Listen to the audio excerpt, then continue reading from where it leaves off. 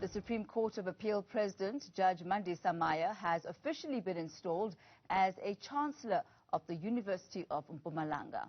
Maya is the first woman in South Africa to hold the position of Supreme Court of Appeal President and is a candidate for the post of Constitutional Court Chief Justice. For more, we're joined by Judge Mandisa Maya. So good to have you with us, Judge Maya. Being the very first woman to hold the position of President of the Supreme Court of South Africa, when that moment happened, how was that experience for you? Was that something that you'd always looked up to as a young practitioner in the legal fraternity? Was that always the goal? Well, I'm sure I speak for all my peers in what I do, that none of us ever imagined that we could become judges in this lifetime. So becoming a judge in itself was just a big thing. As for the position I currently hold of president of the SCA, it was, when it happened, or to stick to your question, when it happened, it didn't come as a surprise because I'd been acting in the position for 9 months, and there was nothing new in the experience. But it was a great honor. It is a great honor to hold that position, and a huge responsibility, of course. And being the first woman in that role, did you find that there were some doors that you had to kick open, some things that needed to be revised from a different eye and a different perspective? Yes, of course. We had problems in the court that I spoke of during my JSC interview for the position. And my intention when I was appointed was to attend to those, and I like to believe that I have.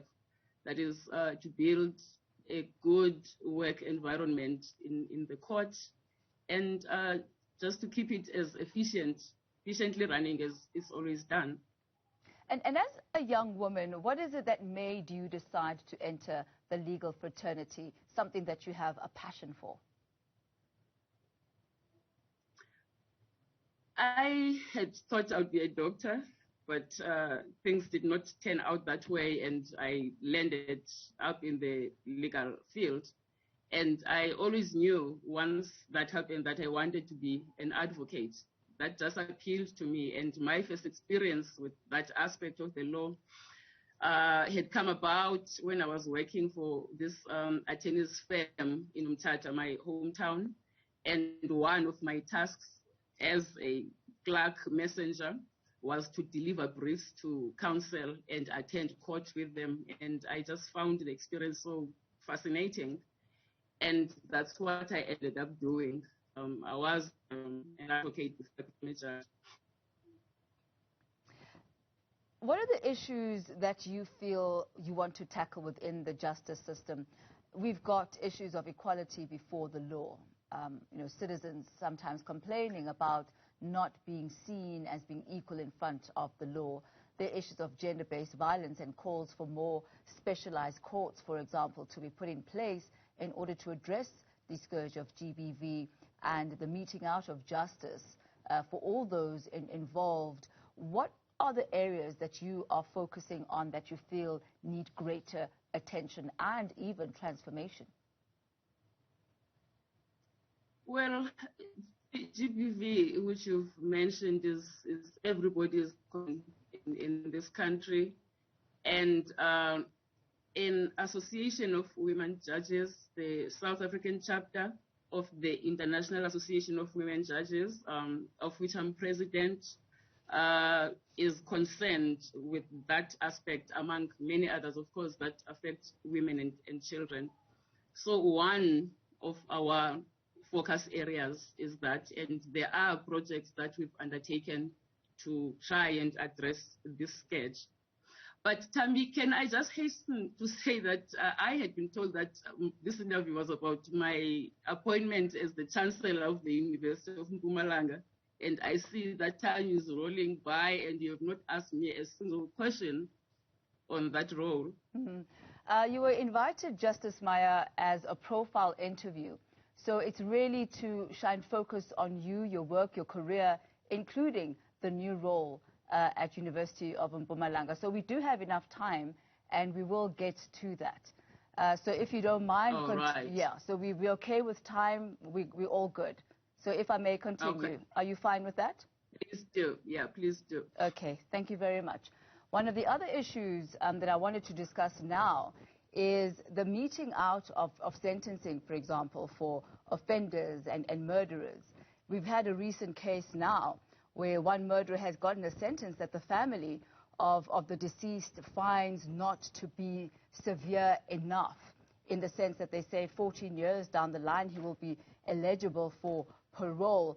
Is that an issue of concern?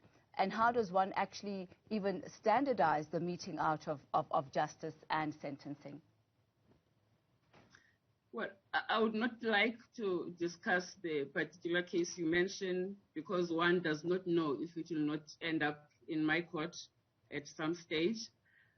What I can do about standardization of sentences is that we have legislation that does exactly that, that imposes particular sentences for particular crimes. So we already have that machinery in place. As to how the courts apply that legislation, that is something else. Let's move now to the issues of higher education and the role as the second University of Mpumalanga chancellor, the first one being President Cyril Ramaphosa, you now being the second. Give us a bit of background as to what that particular role actually entails. Well, my understanding is that the duties of a chancellor are not too demanding, one being just the titular head with no executive powers. So the role I play is that of the face and role model of the institution, reflecting its sterling values, I hope, and standing in the community. My main task is to confer degrees, diplomas, certificates, awards, and other distinctions on behalf of the university. That happens about once a year, so it is not a time-consuming undertaking. I would be expected to engage in other duties every now and then, such as this interview, to raise the profile of the university, help its fundraising efforts, and so forth. One task that I'm particularly excited about, that's already in my diary for 2022, is the Archbishop Thabo Makgoba annual lecture on morals and ethics, which I will address later in the new year. And this initiative was established to strengthen the moral compasses of young leaders that attend our university, to ensure that they lead with integrity and honor. And that's an area in which I hope I can be useful. And what role can the university be playing in advancing academia in Mpumalanga and perhaps even in South Africa, the areas of speciality for the university? Well, the university started with only three programs that were very smart. A Bachelor of Education in Foundation Phase Teaching, a Bachelor of Agriculture in Agricultural Extension and Rural Resource Development, and a Diploma in ICT, all very highly relevant programs. And it's grown from those roots. Now it offers, the whole kaleidoscope of programs that one would find in any other long-established university.